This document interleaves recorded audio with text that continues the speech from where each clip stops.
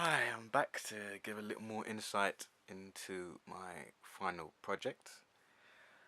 In my last journal, I was talking about how I went with a subject, uh, a genre that I have a real interest in was like anything horror.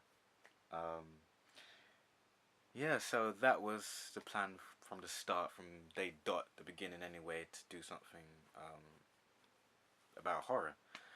Um, but later on into it, um, plans changed. Um, it was still, it was always still gonna be about horror anyway. But um, I thought maybe because since I was doing those scenes by myself. There was probably not a lot I could do by myself. So I thought maybe I could sort of talk into the camera. Maybe almost like a WWE promo sort of thing. So that's another subject I was thinking of and what I incorporated into um, my movie. Um, but obviously, still mixing the whole WWE promo and horror. I had to make it a horror sort of like promo. So I was looking at a couple of sort of like mystical horror themed type of characters who were and who are um, in WWE, such as Kane, for example. I might have seen one or two of his promos when I was researching um, the other day. Um, I saw some good ones. I saw some really good ones from Bray Wyatt as well. Um, I thought maybe Bray's one would probably suit in um, better with what I was trying to do. I wasn't trying to um, copy him because I didn't want to copy him. I want to do obviously want to do my own thing.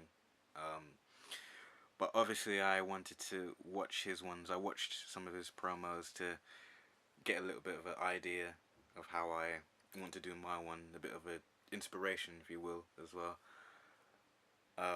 And it did. I did get some ideas from it.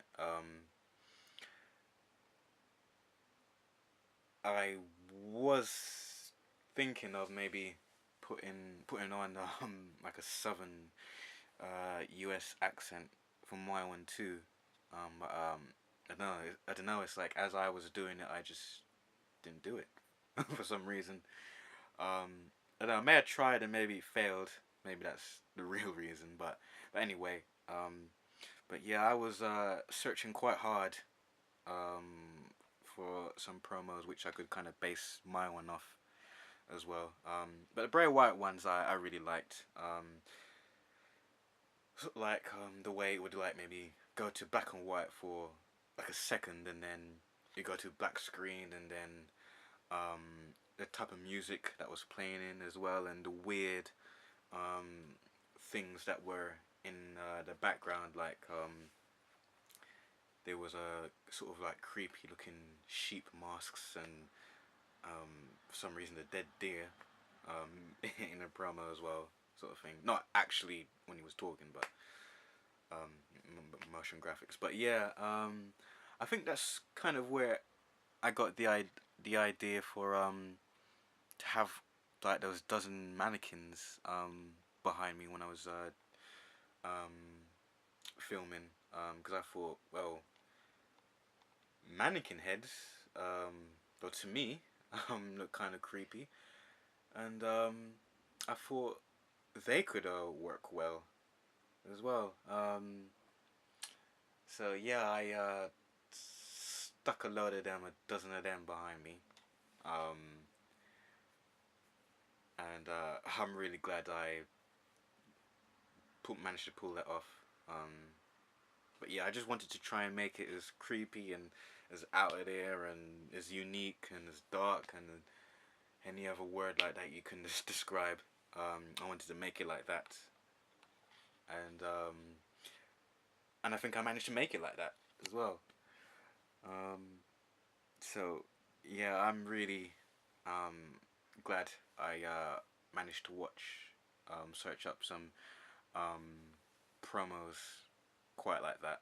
Also, I was looking at, well, I tried to find like Mankind because he was like years ago back in the day he was like a weird sort of creepy twisted. I don't know if I think his gimmick was meant to be like a mental patient or something, but yeah, his character was another character which I got a bit of inspiration off as well.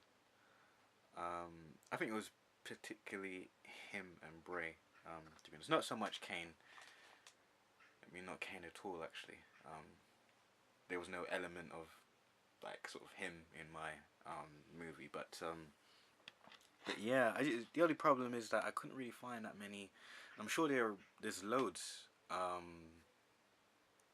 Mankind promos, but for some reason on that day I just couldn't really find many. But anyway, yeah. Those were my inspirations. Anyway, as regards to promos, and I'm glad I made the decision to use them, elements of them, in my one, because I think it would turn out more. I guess you could say, like their ones as well. But yeah, I'm very glad I managed to pull it off.